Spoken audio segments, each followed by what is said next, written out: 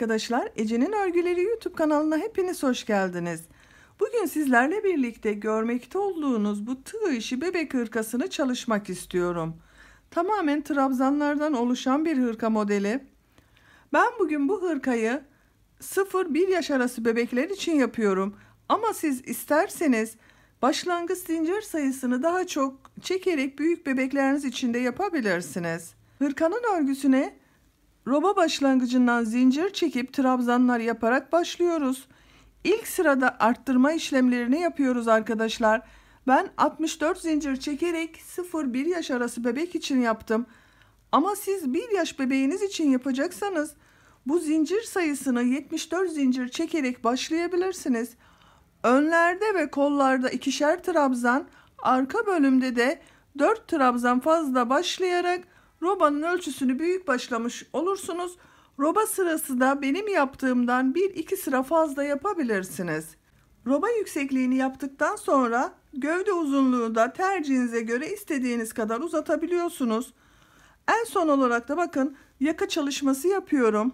Böyle bir yaka çalışması yaparak da hırkamıza hareket katıyoruz. Ben böyle bir aplik çalışması yaptım arkadaşlar. Siz isterseniz hırkayı sade olarak kullanabilirsiniz. Veya benim yapmış olduğum gibi bu şekilde bir ayıcık aplik çalışması yapabilirsiniz. Bu ayıcık aplik çalışmasının videosunu ben çektim, YouTube kanalıma yükledim. Siz bu videonun sağ alt köşesindeki küçük üçgene tıklarsanız açıklama bölümünde ayıcık aplik çalışması olarak var. Ona tıklayarak kolayca yapabilirsiniz. Veya çiçek süslemesiyle de süsleyebilirsiniz. Tamamen tercihinize kalmıştır. Ayıcık figürüme uysun diye bu şekilde ayıcıklı düğmeler dikmeyi tercih ettim. Hırkamın örgüsünde beyaz olarak Nako Lux Minnoş Baby'yi kullandım arkadaşlar. Üzerinde 100 gram 340 metre yazıyor. Bu büyüklükte yapacağınız bir hırka için bir ip yeterli. Pembe olarak da Baby Sugar var, Canan el örgü ipleri. Bunun renk numarası da 011. Bundan da çok az gerekiyor. Küçük bir yumak varsa o da olur arkadaşlar. Sadece pembeleri bakın etek ucunda, kol uçlarında, yakada, bir de ayıcık yapımında kullandım. Tığ olarak da elimin sıklığına uygun olarak 3,5 milimlik tığ kullandım. Siz daha küçük bir tığ kullanıyorsanız hırkanın ebatı küçük olacaktır. Yeni doğan için olacaktır. Yapacak olduğunuz örgünün büyüklüğü ipinizin kalınlığına, kullanmış olduğunuz tığın numarasına ve en önemlisi de elinizin sıklığına göre değişmektedir. Bunu asla unutmayalım arkadaşlar. Malzemelerimiz bunlar. Siz ipinizi, tığınızı hazırlayın. Hep birlikte bu şirin ve güzel hırkamızı yapalım. Kanalıma abone değilseniz Ece'nin Örgüleri YouTube kanalına abone olmayı unutmayın lütfen. Hepinize kolay gelsin. İyi seyirler. Roba çalışmamıza 64 adet zincir çekerek başlıyoruz.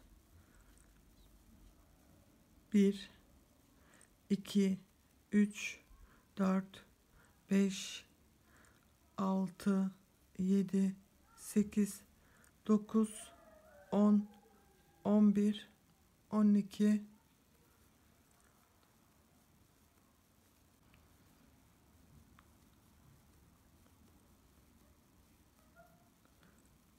64 adet zinciri çekerek geldim. Bakın hemen kaç santim olduğunu bir ölçelim. Uçunu başladığımız noktadan bitirdiğimiz noktaya kadar tutuyorum. Bakın çektirmeden 30 santimlik bir zincir ölçümüz var. Siz bu zinciri başlarken bebeğiniz yanınızdaysa onun boynuna göre ölçerseniz daha düzgün bir sonuç elde ederiz. 64 zincirin üzerine dönüş için 1 2 3 zincir daha çekiyorum. İpi tığın üzerine alıyorum. Bakın 1 2 3 gözenek atlayıp 4. gözeneğe bir adet trabzan yapıyorum. Ön bölüm için 9 adet trabzan yapacağız. Bu ilk sırada roba ayrımlarında yapmış olacağız arkadaşlar. Arttırım yerlerini bu sırada belli etmiş oluyoruz. Bu başlangıçta 3 zincir çektiğimiz zincirimiz de bir trabzan olarak ele alıyoruz. Bakın 1, 2, 3, 4, 5, 6, 7, 8, 9. 9 trabzanı yaptık. Hemen arttırım bölümü için bir trabzan yapıyorum yanındaki gözeneğe.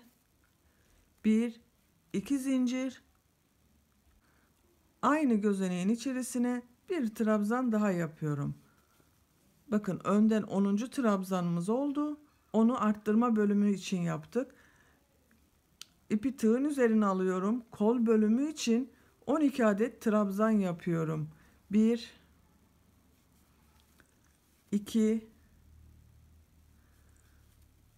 3, 4, 5, 6, 7, 8, 9, 10,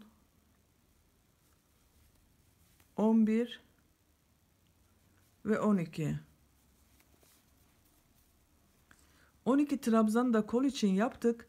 Hemen yanındaki gözeneğe geçiyorum.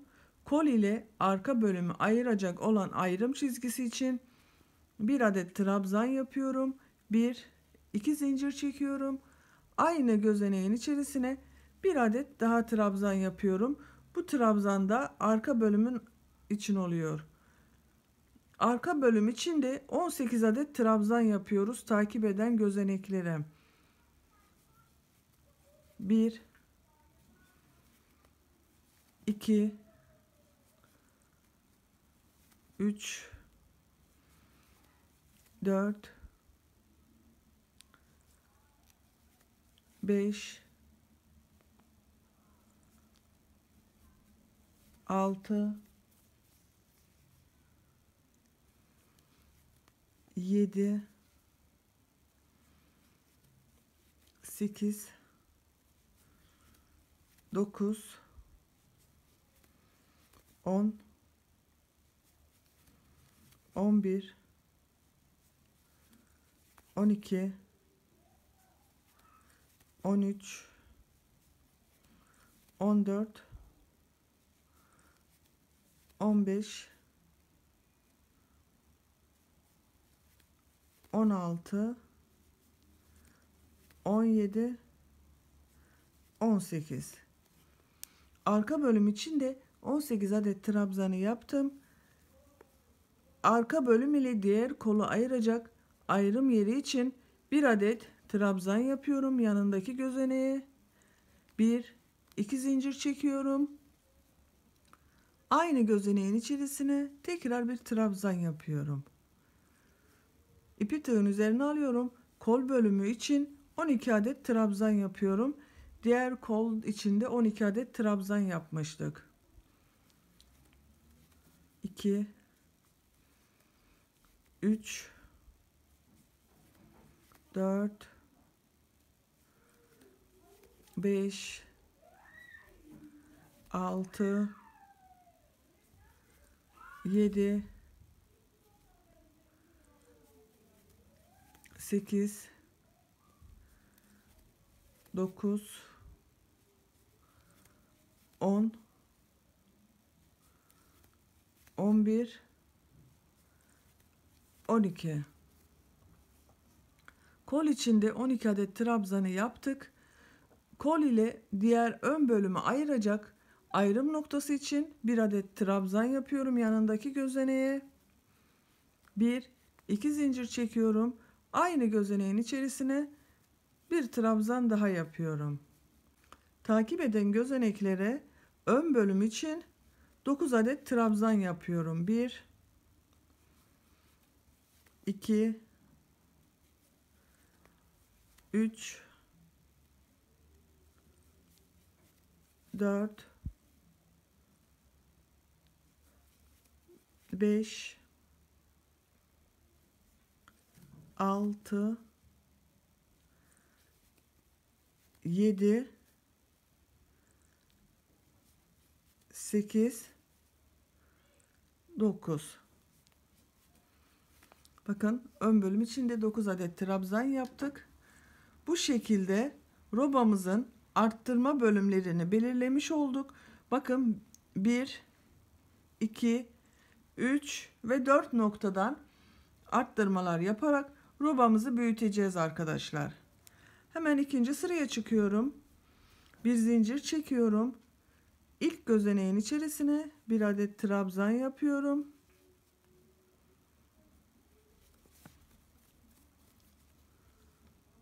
Takip eden trabzanları zincir çektiğimiz bu arttırma bölümüne kadar trabzanlar yapıyorum.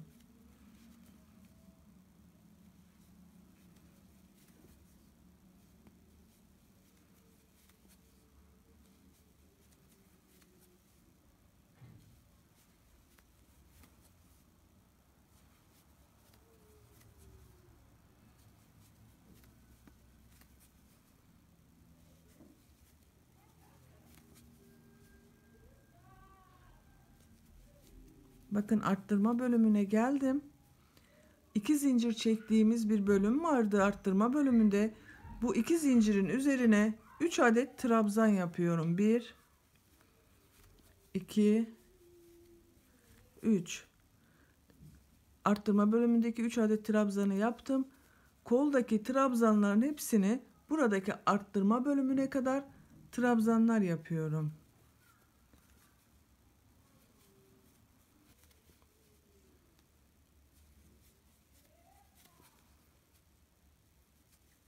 Bakın kol ile arka bölümü ayıran ayrım noktasına geldim.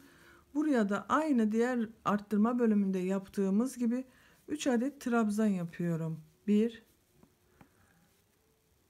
2, 3. Arka bölümdeki trabzanları buradaki arttırma bölümüne kadar trabzanlar yapıyorum.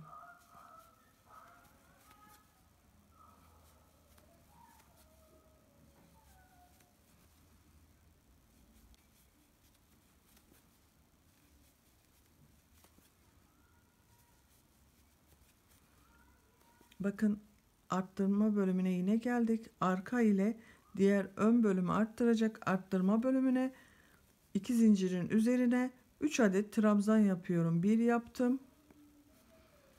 2 trabzan, 3 trabzan.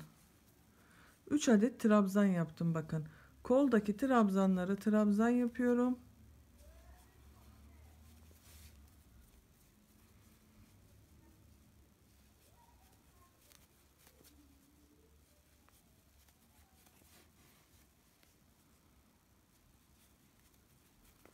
Kol ile ön bölümü ayıran ayrım noktasına geldim. Bakın buraya da aynı şekilde boşluğa 3 adet trabzan yapıyorum. 1, 2,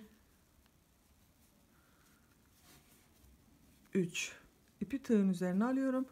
Ön bölümdeki trabzanların üzerine sıra sonuna kadar trabzanlar yapıyorum.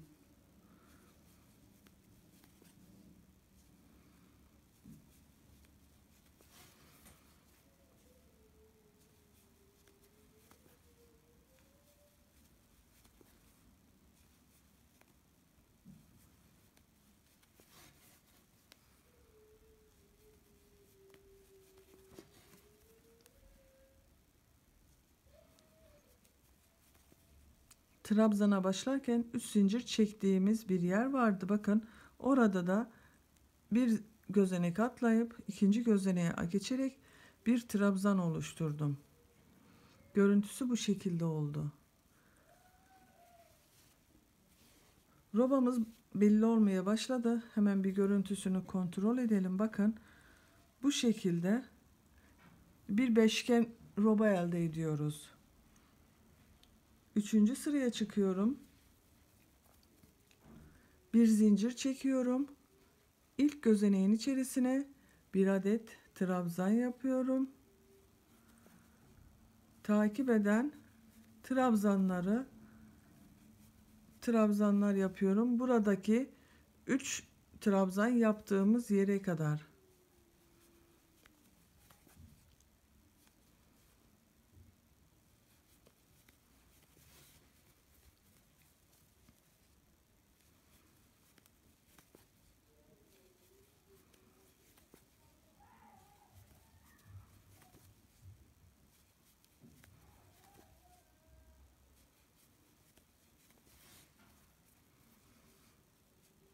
Bakın 3 trabzanlı bölüme geldik. 3 trabzanlı bölümün bakın bu ilk trabzanın üzerine bir trabzan yapıyorum. Tekrar aynı trabzanın üzerine bir trabzan daha yapıyorum. Bir arttırma trabzanı yapmış olduk. İpi tığın üzerine alıyorum. Bu 3 trabzanın ortadaki trabzanın üzerine bir trabzan yaptım. Aynı gözeneğe bakın 1 2 trabzan daha yapıyorum. 3 trabzan yapmış oldum tek gözeneğin içerisine. Hemen yanındaki gözeneğe geçiyorum. Bir trabzan daha yapıyorum. Bu arttırma bölümünde bu 3 trabzanın bakın bu ilk trabzanın üzerine 2 trabzan yaptık. Bir arttırma burada yapmış olduk. Bu ortadaki trabzanın üzerine de 3 adet trabzan yaptık. Bu ortadaki bu bir trabzan devam etmiş olacak. 2 adet önde arttırma yapmış olduk. Kol bölümü için de aynı şekilde bakın bir burada arttırma yaptık. Bir de burada toplam 2 arttırma yaptık burada. Buradaki 3 trabzana kadar koldaki trabzanların üzerine trabzanlar yapalım.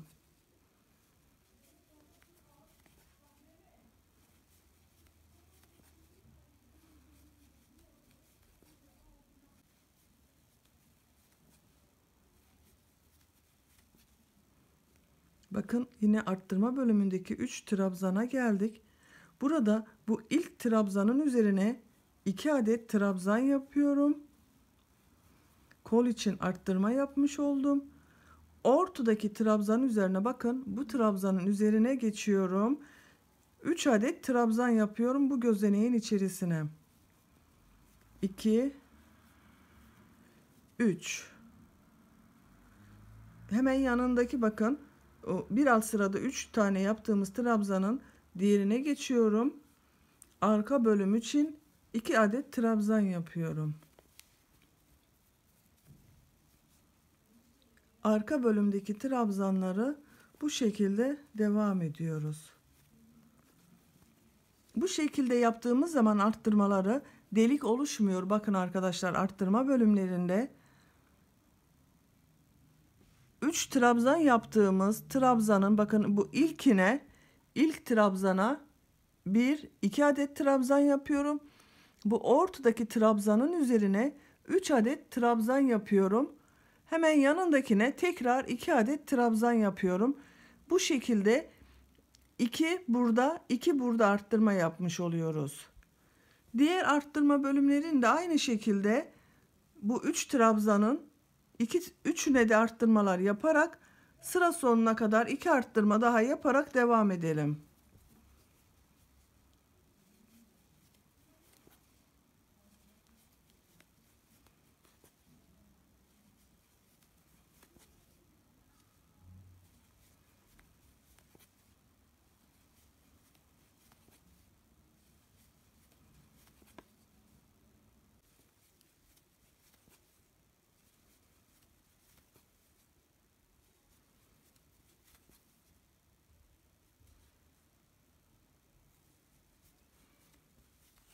Bakın sıra sonuna geldim. Bu 2 arttırma bölümünü sizinle birlikte yapmıştık. Bunu da ben yaptım. Bakın aynı bu şekilde 3 trabzanın ilk trabzanından 2 arttırma, ortadaki trabzandan 3 trabzan, yanındaki trabzana da 2 trabzan yaparak arttırma sıramı tamamlamış oldum. Bir sonraki sıraya geçiyoruz. Bakın 4. sıramız. İpi tığın üzerine alıyorum. İlk trabzanın üzerine trabzan yapıyorum. Arttırma bölümündeki ortadaki bu 3 trabzana kadar trabzanlar yapalım.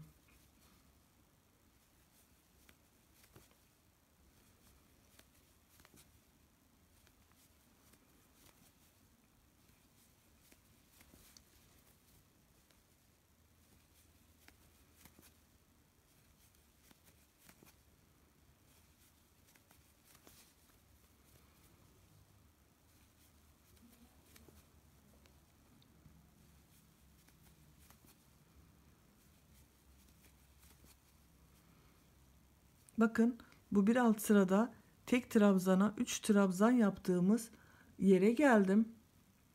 Burada bu ilk trabzanın üzerine bu sırada bir defa trabzan yaptım. Ortadaki bakın bu 3 trabzanın ortasındaki bu trabzanın tepe noktasına geçiyorum. Bir trabzan yaptım. 3 adet trabzan yapıyorum.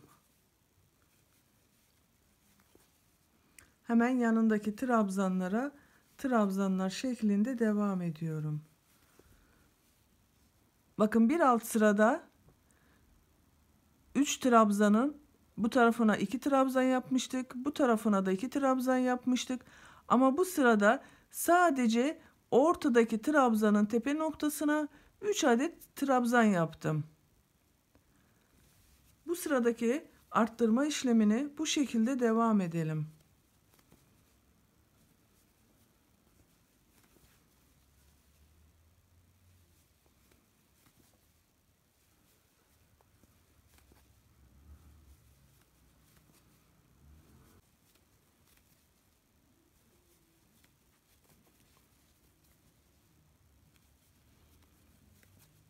Bakın yine arttırma bölümündeki 3 trabzan yaptığımız noktaya geldim. Bakın bir alt sırada 3 adet trabzan yapmışım aynı gözeneğe.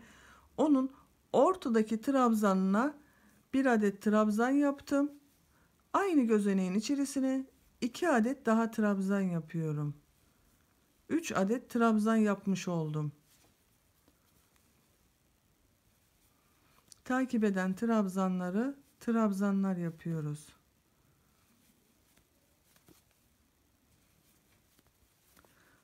Arttırma işlemimiz bu şekilde devam edecek arkadaşlar. Bu sırayı sadece bu bir alt sırada 3 trabzanın ortasındaki trabzana 3'er adet trabzan yaparak arttırmalarımızı yapacağız. Bir sonraki sırada bu 3 trabzanın ortasındakine 3 trabzan yapacağız.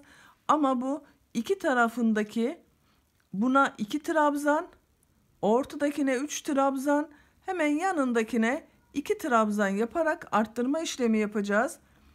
Bir sırada sadece 3 trabzan yaparak bir sonraki sırada da 3 trabzanın iki tarafından birer defa arttırma yaparak roba ölçüsünü tamamlayacağız.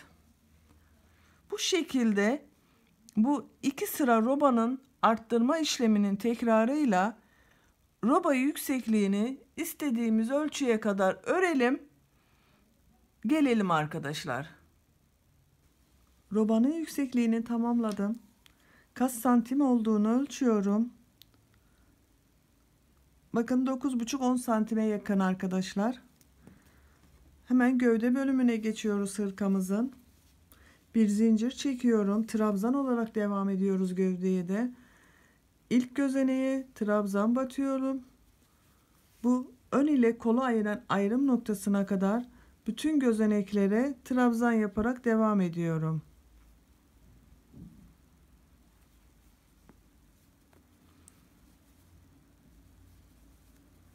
Kol altından itibaren arka bölüme geçeceğiz.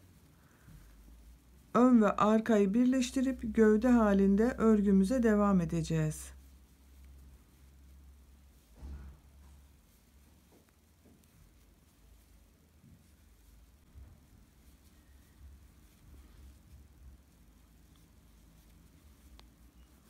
Bakın kol ile önü ayıran ayrım noktasına geldim.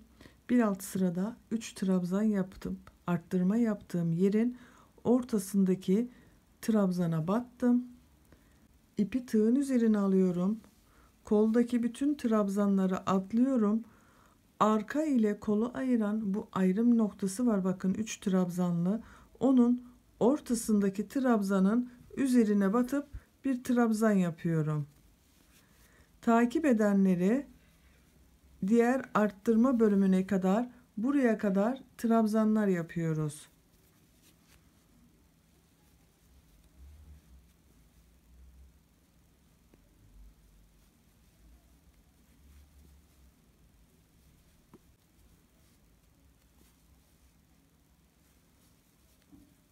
Bakın ayrım noktasına geliyorum yine.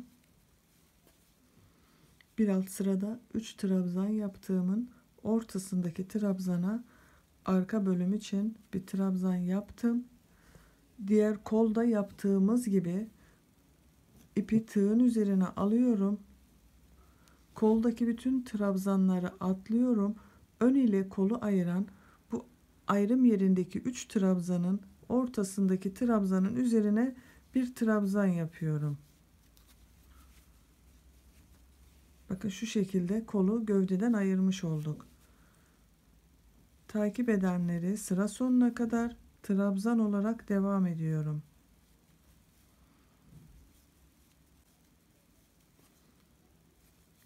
Bakın sıra sonuna geliyorum. Gördüğüm bütün gözeneklere trabzan yaparak sıra sonuna geldim. Son trabzanımı tepe noktasına battım. Trabzan yaptım. Bir zincir çekiyorum. Örgüyü çeviriyorum. Artık gövdeyi kollardan ayırma işlemini yaptık. Gövdeye devam ediyorum. Bakın ilk trabzanın tepe noktasına trabzan yaptım. Takip edenleri de trabzan yapıyorum. Kol altına kadar bu şekilde trabzan örgülerimize devam edelim.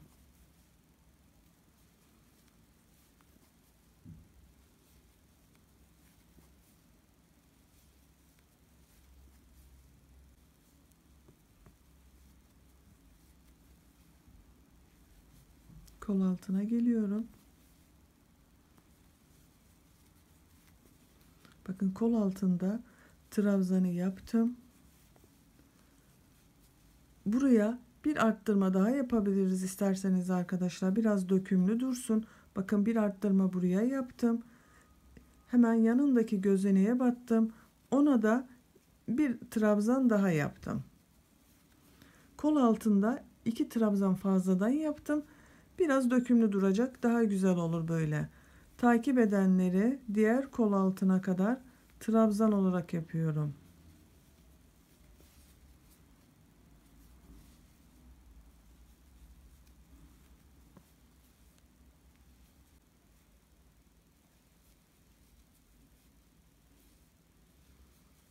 Kol altına geldim. Bakın yine arka bölümdeki son trabzana bir trabzan yaptım. Diğer kol altında bakın bir arka bölümü de bir de ön bölümün son trabzanında arttırma yapmıştık. Burada da aynı şekilde bu son trabzana bir arttırma yaptım. Trabzan yaptım bakın. Yanındaki bakın hemen ön bölümün ilk trabzanına geçtim. Bir trabzan yaptım. Aynı gözeneğin içerisine bir trabzan daha yaptım. Takip edenleri sıra sonuna kadar trabzan yapıyorum.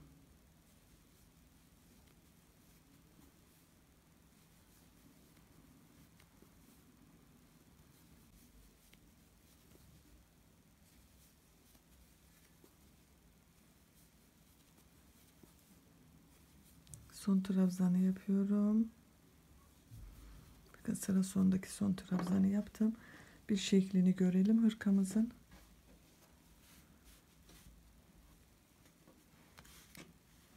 Bakın bu şekilde gövde kısmına devam ediyoruz. Artık trabzan olarak devam edeceğiz gövde kısmına. Aynı bu şekilde trabzan sayılarını koruyarak bir 13 santim kadar trabzan örelim. kol altından itibaren, bakın buradan itibaren 13 santimlik bir trabzan örgüsü örelim, gelelim arkadaşlar.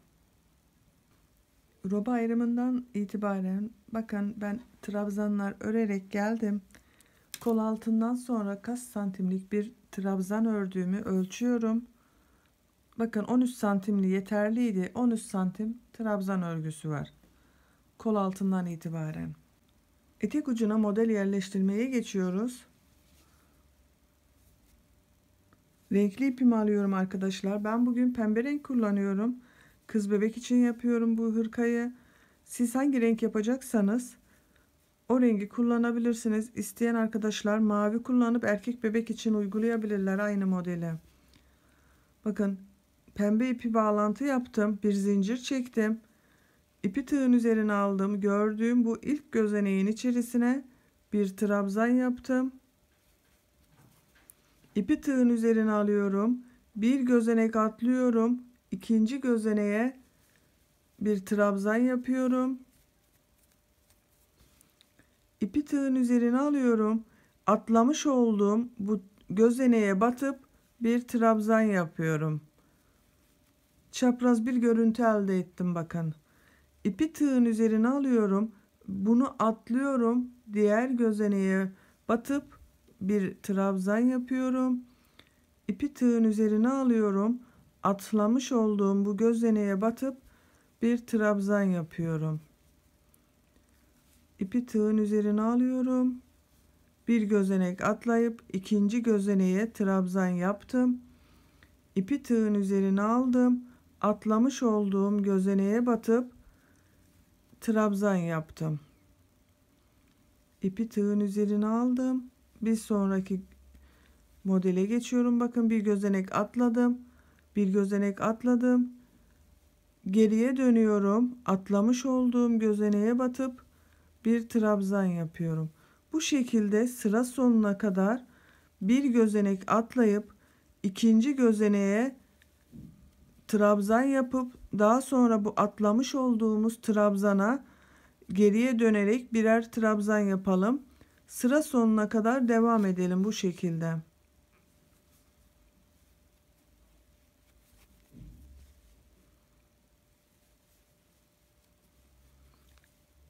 Çapraz görüntüler elde ediyoruz bu sırada.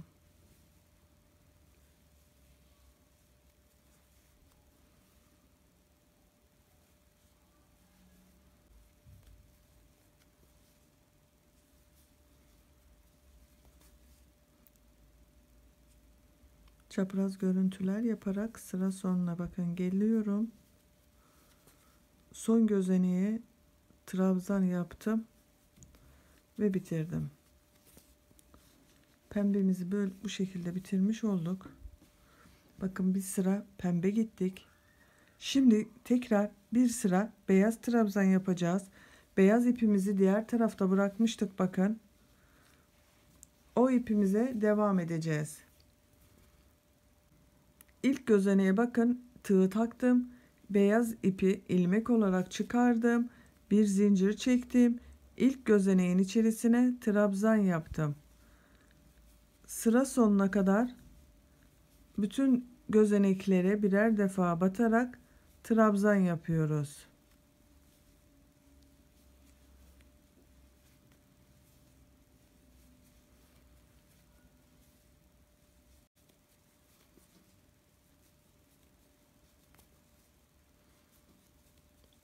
Bakın sıra sonuna geldim trabzanlar yaparak. Son trabzana battım. Pembe ipimizi burada bitirmiştik.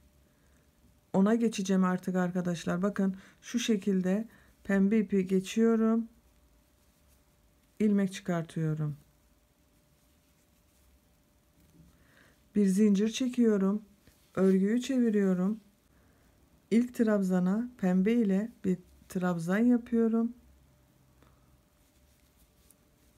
İpi tığın üzerine alıyorum. Bir atlıyorum. İkinci gözeneğe bir trabzan yapıyorum.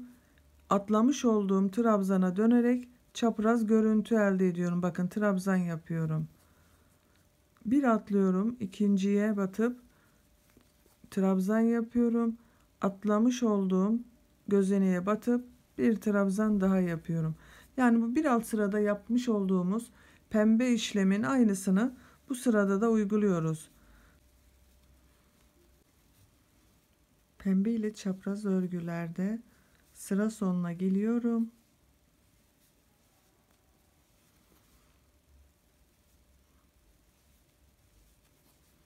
Bakın son çaprazı yaptım.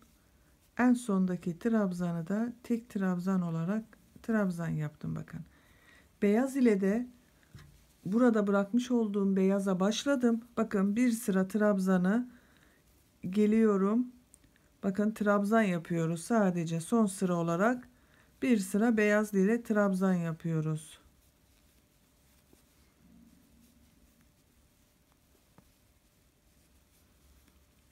Pembeli işim bitti. Burada kesebilirim. Pembe ipimi kesiyorum. İlmeği içerisinden geçireyim. Sökülme yapmasın. Beyaz ile de gelmiş olduğum trabzanı bakın sıra sonuna geliyorum. Bu şekilde hırkanın boyunu bitirmiş olacağız arkadaşlar. Bu son gittiğimiz trabzan sırasıyla.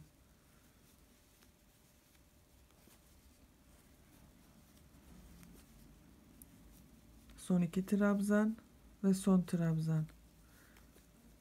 İpimi burada kesiyorum. Kola başlayacağız çünkü. Böylece kestik ve hırkanın boyunu bitirmiş olduk arkadaşlar. Bakın bu şekilde hırkanın boyunu bitirdik. Şimdi kolları yapacağız. Kolları yapmak için de hemen başlıyorum. Bakın bu kol altında bir ilmek var. Ondan bir ilmek çıkartıyorum.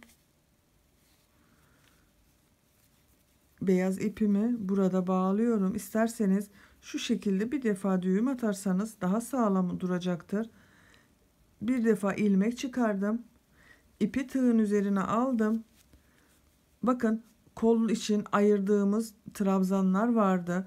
O trabzandan bu ilk gördüğüm trabzana bir trabzan yapıyorum. Takip eden trabzanları trabzan yapıyorum.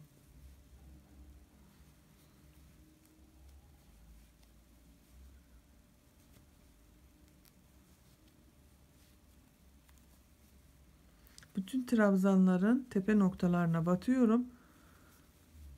Trabzan yapıyorum kolun ilk sıra örgüsü için.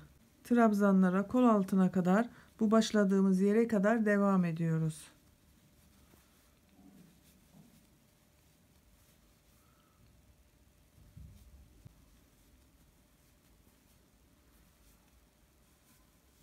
Kol altına geliyorum.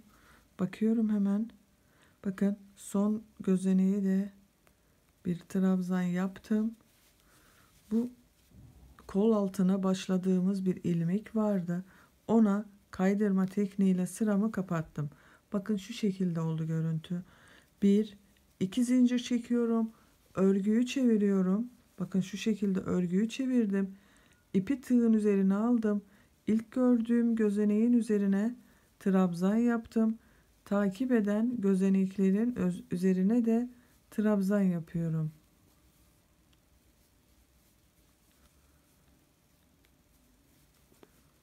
Bütün gözeneklere trabzan yaparak bu başladığımız noktaya kadar gelelim.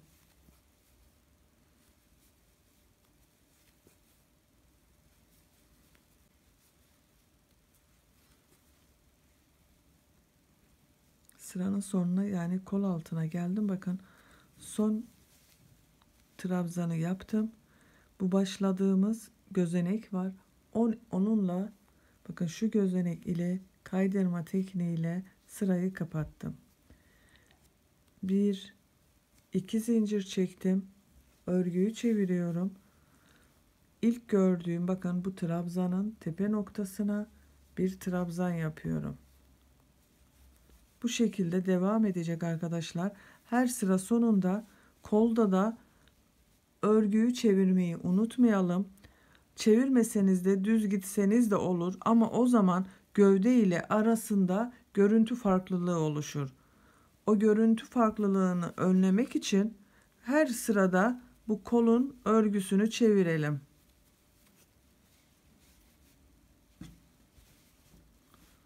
Bu şekilde bakın devam edecek kol boyu.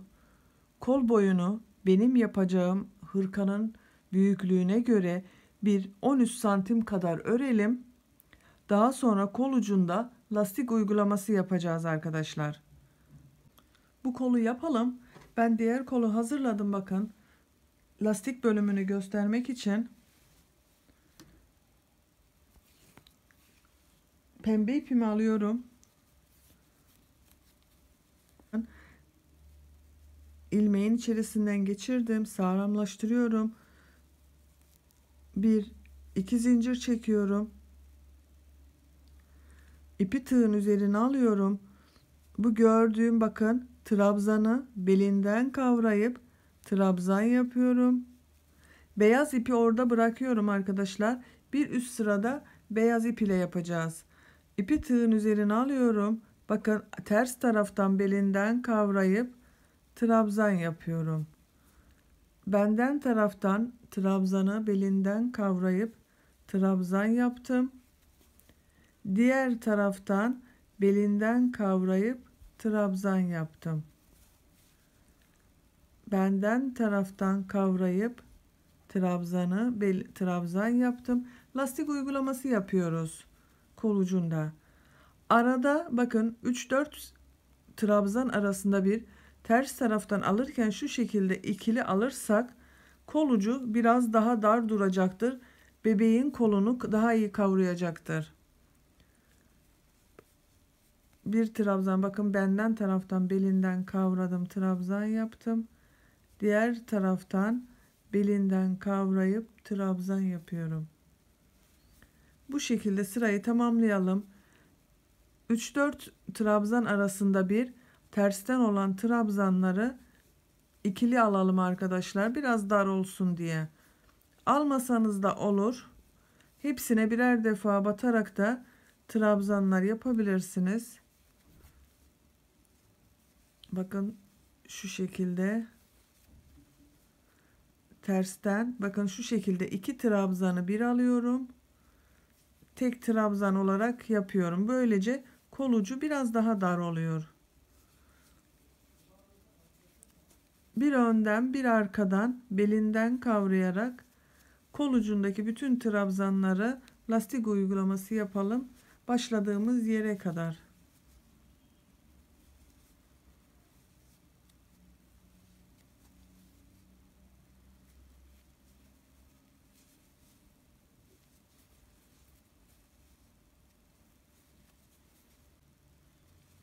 Bir önden bir arkadan trabzanları belinden kavrayarak lastik uygulamasını yaptım bakın.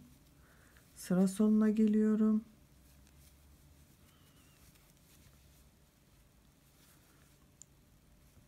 Son bakın benden tarafa bakıyor. 2 zincir çekmiştik. O da diğer ters tarafta olacak olan trabzanımız olacak. Şu şekilde beyaz ipi de tutturarak kaydırma yöntemiyle başlangıçtaki gözenekle kapatıyorum. Beyaz ipe geçiyorum artık. 1-2 zincir çektim. İpi tığın üzerine aldım. Bakın burada görmüş olduğum bu trabzan benden taraftan bakıyor. Bu sırada da lastikte trabzanları nasıl görüyorsak o şekilde belinden kavrayarak trabzan yapıyoruz. Bakın bu şekilde önde görünüyor. Önden belinden kavrayıp trabzan yaptım. Tersten görünüyor. Tersten belinden kavrayarak trabzan yaptım. Sıra sonuna kadar başladığımız yere kadar bu şekilde nasıl görüyorsak o şekilde trabzanlar yapıyoruz belinden kavrayarak.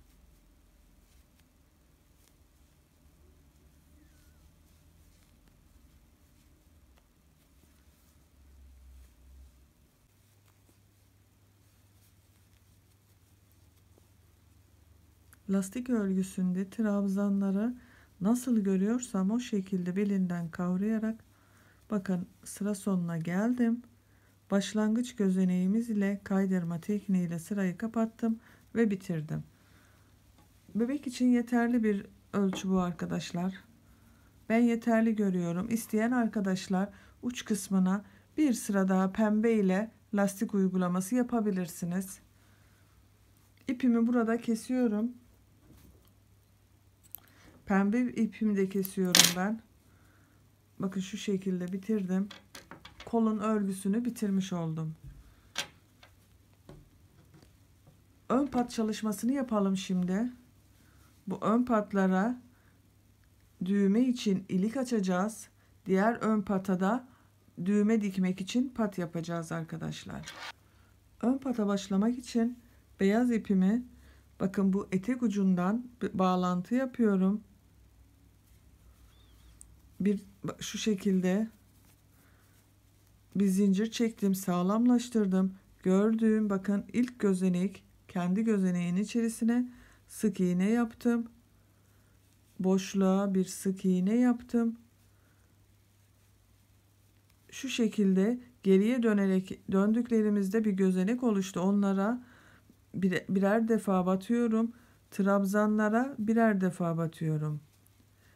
Her gördüğüm gözeneğe birer defa batarak yakanın bu ucuna kadar yapalım arkadaşlar.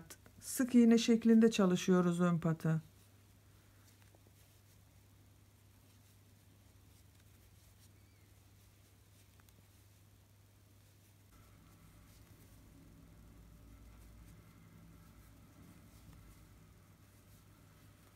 Bakın uç noktasına geldim yakanın.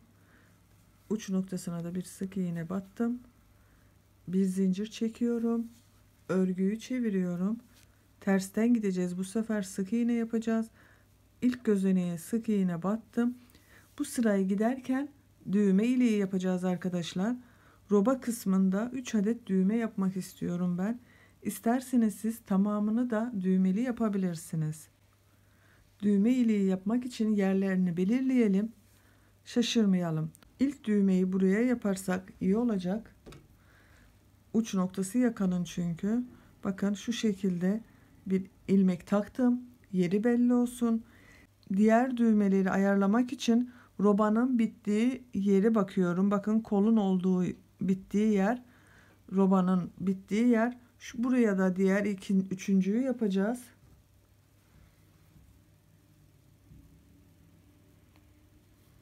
Bu da üçüncü düğme iliğimiz. Yani ikisini işaretledik. Üçüncüyü de bu ikisinin tam orta noktasını alıyoruz. Bakın burası da üçüncü düğmemiz için olacak olan yer.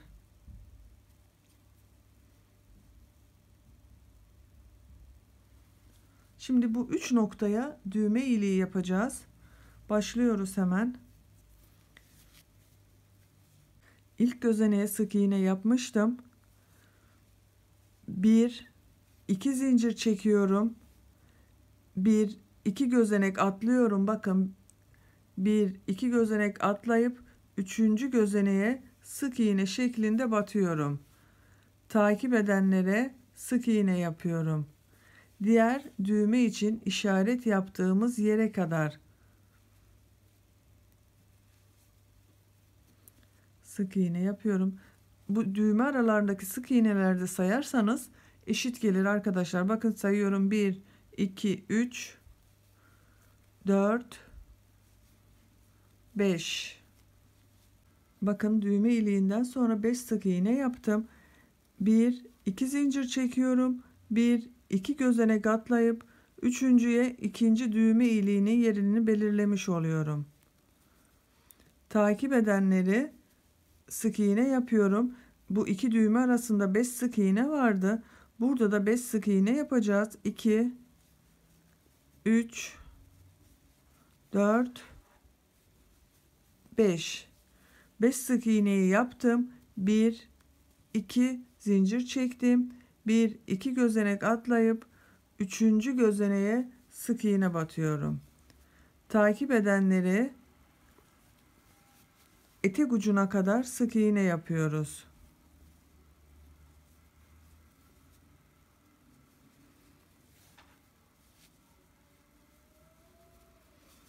Bakın düğmenin ilik yerlerinde belirlemiş olduk. Artık bunları çıkartabiliriz. Bu 3 noktada düğme için yer açtık.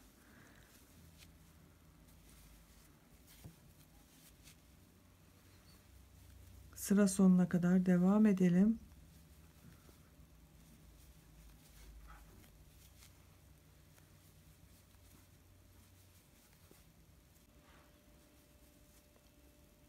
Sık iğnelerde sıra sonuna geliyorum.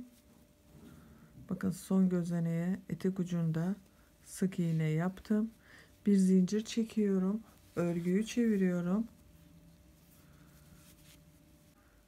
İlk gözeneğin içerisine ipi tığın üzerine alıyorum. Bakın şu şekilde çakma trabzan yapıyorum. İpi tığın üzerine alıyorum. İlmek çıkartıyorum. Trabzanı bir defada çekiyorum. Bu şekilde çakma trabzanlar yapıyoruz bu sırada.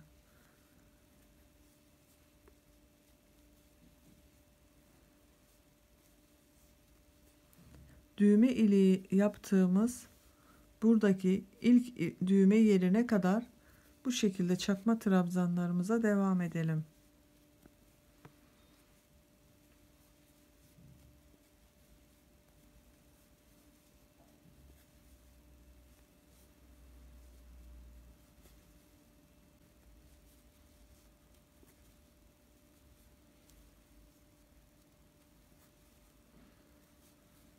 Bakın düğme iliği yaptığımız yere geldik. Buraya boşluğun içerisine zincir çekmiştik. 2 zincir, 1 2 çakma trabzan yapıyorum. İpi tığın üzerine alıyorum. Takip eden sık iğnelerin üzerine çakma trabzanlar devam ediyorum. Bakın düğme iliğinin yerinin üzerine 2 çakma trabzan yaptık. 2 zincir çekmiştik oraya. Diğer düğme iliklerinde aynı şekilde yapalım. Bakın düğme iliğinin olduğu yerdeyim, boşluktayım. 1 2 çakma trabzan yaptım. Takip edenleri çakma trabzan olarak devam ediyorum.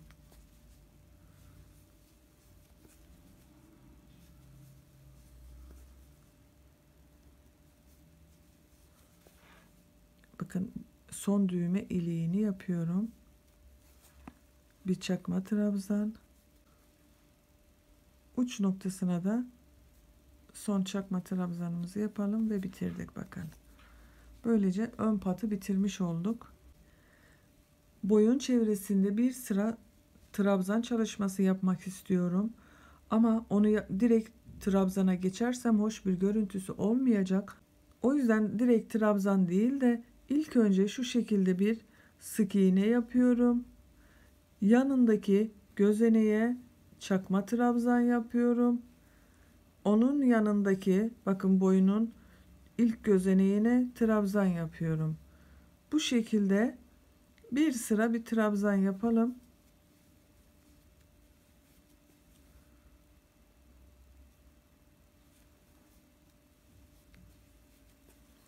Bütün gözeneklere birer defa batarak trabzan çalışması yapıyorum.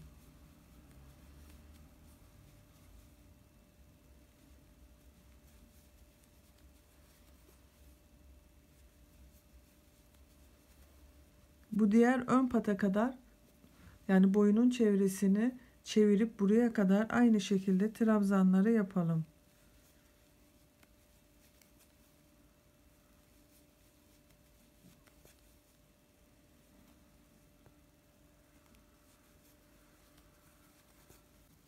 Boyun çevresinde trabzanlar yaparak bakın yakanın diğer ucuna geliyorum.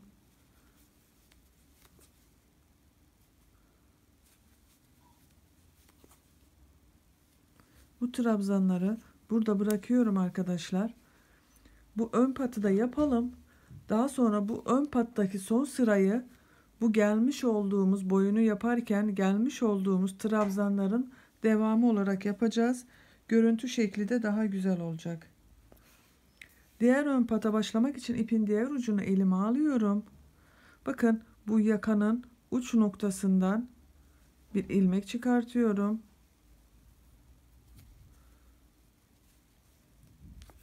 Sağlamlaştırıyorum. İlk gözeneğe bir sık iğne yapıyorum. Trabzana sık iğne yapıyorum. Takip eden gördüğüm gözeneklere sık iğne yapıyorum. Diğer patta nasıl yaptıysak başlangıçta 2 sıra sık iğne yapmıştık. 3. sıra çakma trabzan olmuştu.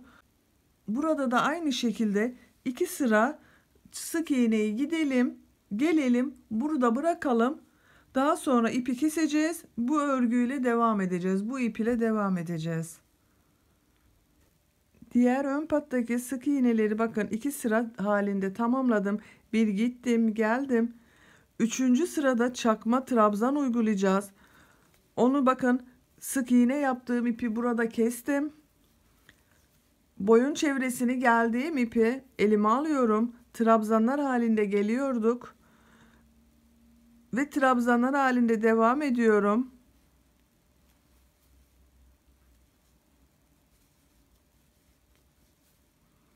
Bakın patın olduğu bölüme geldim.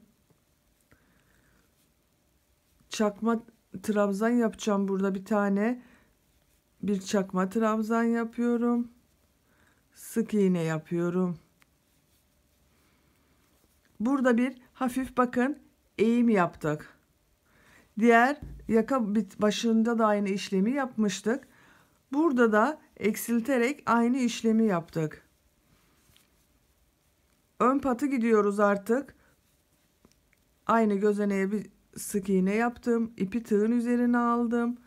Gördüğüm gözeneklere çakma trabzan uyguluyorum.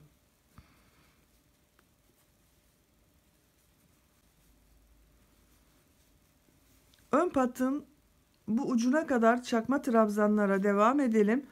Etek ucuna dönüş yapacağız orada.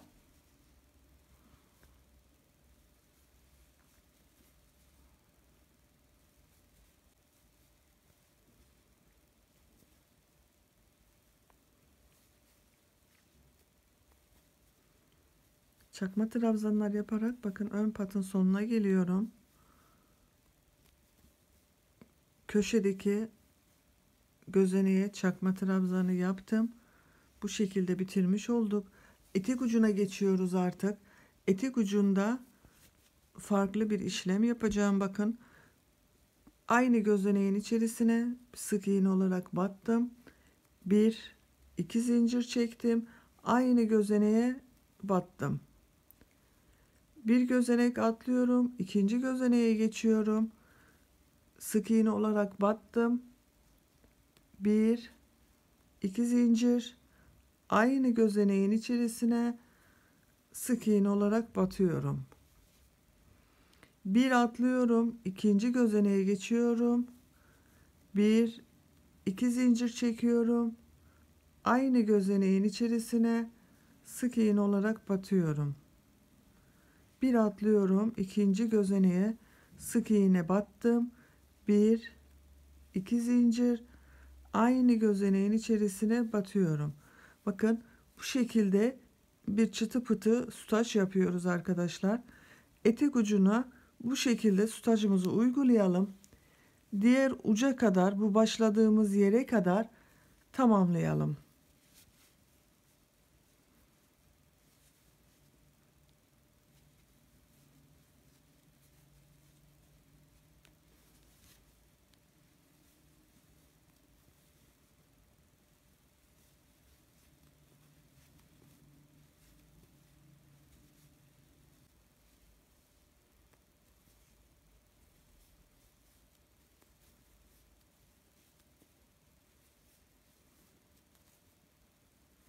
Sıra sonuna geldim. Bakın etek ucunda 2 zincir çektim. Aynı gözeneğe battım. Son sık iğneye battım. 1 2 zincir çektim. Aynı gözeneğe battım. Başlangıçtaki bakın şu gözenek ile kaydırma tekniğiyle çektim ve bitirdim. İpi artık burada kesebilirim.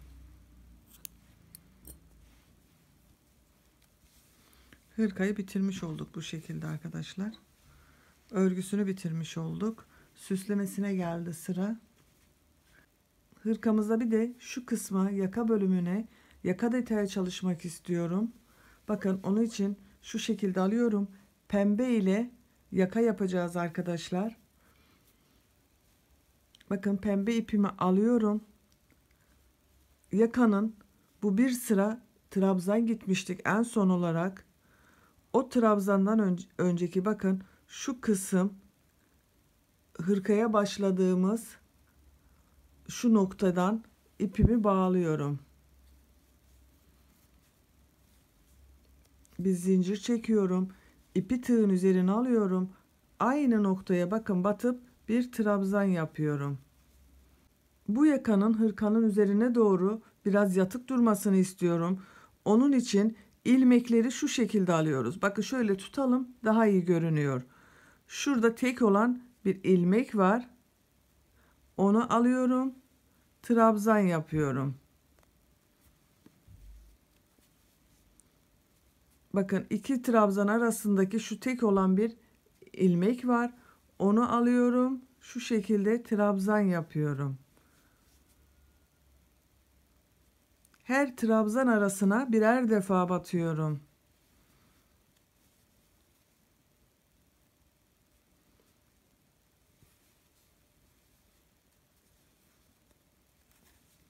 Siz rahat görün diye bu şekilde tutuyorum. Şu şekilde de örgüyü örebilirsiniz. Bakın şu tek olan bakın tek bir ilmek görünüyor. Onu şu şekilde alıyorum.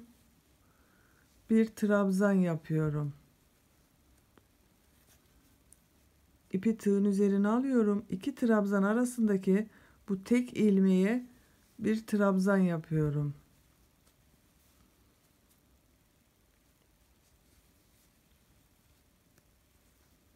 Bu şekilde devam ediyor trabzanlarımız. Bakın hırkanın robasını yaparken ayrım yaptığımız yere geldik. Buraya batıyorum. Burada hırkanın bu yaka şeklini alsın diye aynı gözeneğe bakın bu arttırma yaptığımız bu bölüme bir trabzan daha yapıyorum. 2 trabzan oldu bakın aynı yerde arttırma bölümlerinde 2 trabzan yapıyoruz. Burada da aynı şekilde bakın şu noktada 2 trabzan yapacağız. Burada da şu noktada 2 trabzan, bu noktada 2 trabzan, diğerlerinde birer trabzan yapıyoruz. Bakın arttırma bölümünü yaptım. Arttırma bölümünün yanındaki trabzanı ilmeğinden trabzan yapıyorum.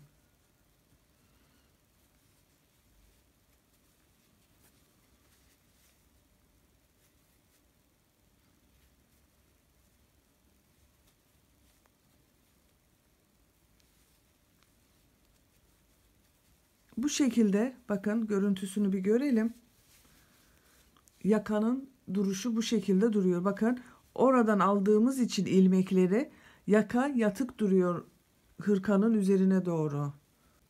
Bu şekilde yaka çevresini tamamını buradaki ön patın buraya kadar yapalım. Bu arttırma bölümlerinde olan ilmeklere ikişer tane trabzan yapacağız. Onu unutmayalım. Diğerlerine birer defa batıyoruz. Arttırma bölümündeki bu ilmeklere ikişer defa trabzan yapıyoruz. İlk sırasını bu şekilde trabzanlar halinde bir tamamlayalım.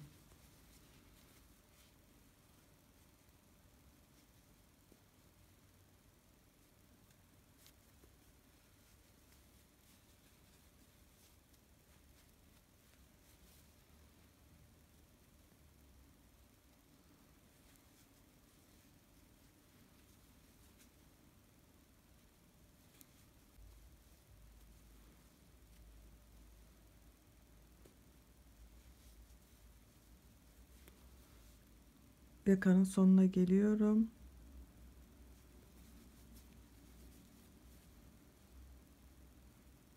Bakın. Bu ilk sırada biraz ilmekleri almak zor oluyor.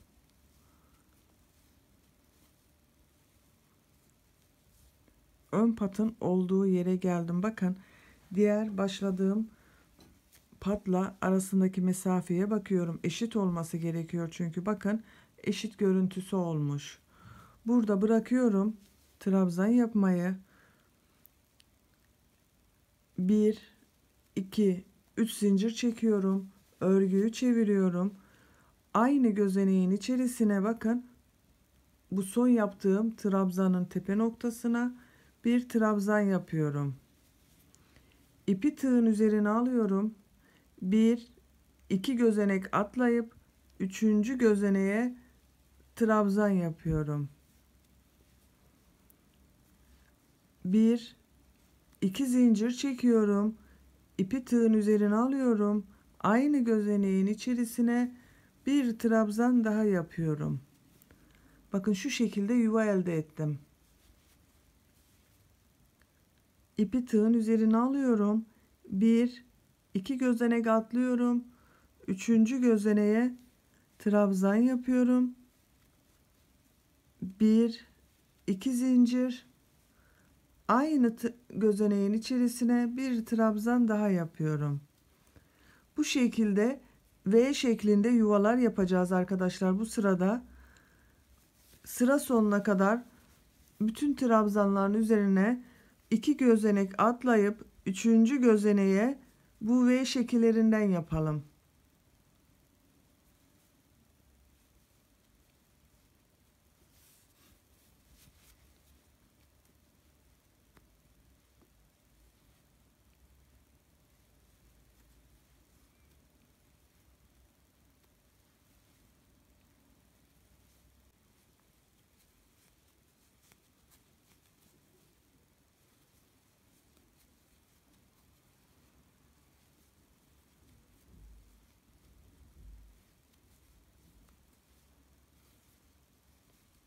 Bakın yakanın sonuna geldim. Son gözeneği de bir V şekli yapıyorum. Başlangıçta da ilk başa bir V şekli yapmıştık. Burada da son gözeneğe bir V şekli yapıyorum. Benim denk geldi. Sizin denk gelmediyse bunu denk getirin arkadaşlar. Yoksa yakanın görüntüsü düzgün olmaz. Denk gelmediyse bu aralarda bir atlayabilirsiniz veya 2 değil de 3 yapabilirsiniz. Ama bu sonunda aynı başlangıçta olduğu gibi ilk ve son trabzanlarda bir V şekli oluşsun. Bir zincir çekiyorum. Modeli yapacağız bakın. Bu V şeklinin içerisine bir trabzan yapıyorum. İpi tığın üzerine alıyorum.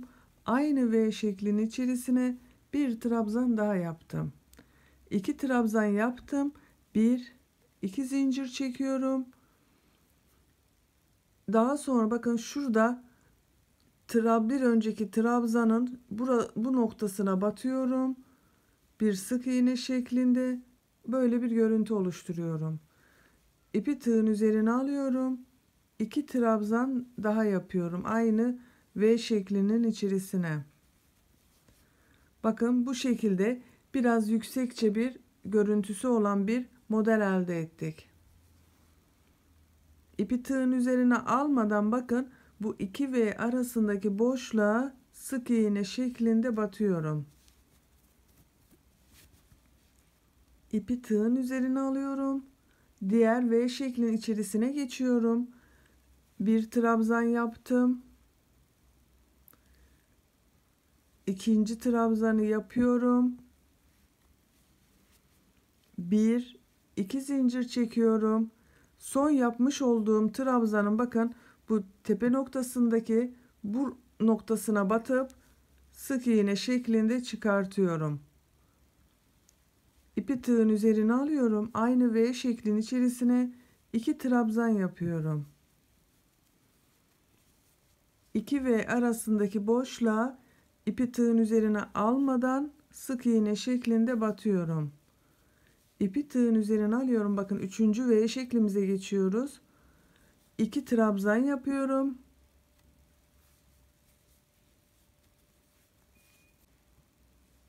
2 zincir çekiyorum. Son yapmış olduğum trabzanı yandan bakın tepe noktasına batıyorum. Yandan tepe noktasına batıyorum ve çıkartıyorum. İpi tığın üzerine alıp 2 tane trabzan yapıyorum. İpi tığın üzerine almadan iki model arasındaki boşluğa battım. İpi tığın üzerine aldım. Bir sonraki V şeklin içerisine geçtim. 1 2 trabzan yaptım. 1 2 zincir çektim. Son yaptığım trabzanın yandan bakın tepe noktasına batıyorum ve çıkartıyorum. 2 trabzan daha yapıyorum aynı V şeklinin içerisine. 2 V arasındaki boşluğa batıyorum. Bakın bu şekilde görüntü elde ediyoruz. Aynı şekilde bütün V şekillerinin içerisine sıra sonuna kadar yapalım. Yakayı bitirelim.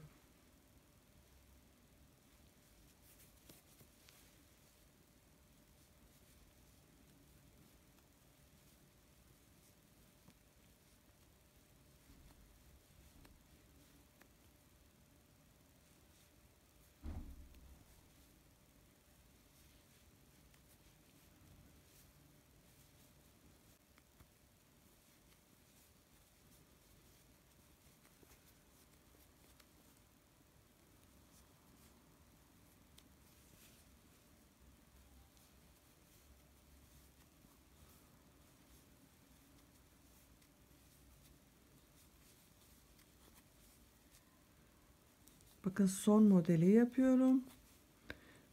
2 trabzan yaptım. 1 2 zincir. Son yaptığım trabzanı yandan tepe noktasına battım. 2 trabzan daha yapıyorum. Ve bitirdim bakın. Şu şekilde de sık iğne şeklinde batalım. İpimizi burada kesebilirim.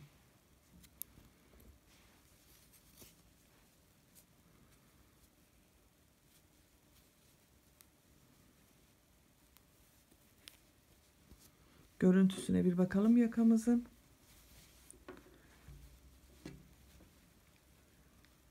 Bakın gayet düzgün ve güzel bir yaka detayı yaptık. Arkadan görüntüsü de bu şekilde. Önden görüntüsü bu şekilde. Hırkamızın bu kısmına şimdi 3 adet de düğmesini dikelim. Düğmeli halde bir hırkamızı görelim. Şirin hırkamızın düğmelerini dikerek geldim. Bakın bu şekilde de şirin bir ayıcık aplik çalışması yaptım arkadaşlar. Hırkamız artık giyilmeye hazır. Bakın arka görüntüsü de bu şekilde. Kol uçları da bilek kısımları da lastik örgüsü oldu. Bebeğin bileğini iyi tutacaktır. Siz de benim yapmış olduğum gibi bir aplik çalışması yapmak isterseniz ben bu ayıcık figürünün aplik çalışmasını yaptım. YouTube kanalıma yükledim. Siz bu videonun sağ alt köşesindeki küçük üçgeni tıklarsanız açıklama bölümünde bu ayıcık figürünün olduğu YouTube linkini bulabilirsiniz. Üzerine tıkladığınız zaman siz de kolayca yapabilirsiniz. Veya kendinize göre bir çiçek süslemesi yapabilirsiniz. Sade olarak da kullanabilirsiniz. Tamamen tercihinize kalmıştır. Hırkamızın bitmiş haliyle ölçülerini vermek istiyorum size. Bakın kol altından enini ölçüyorum.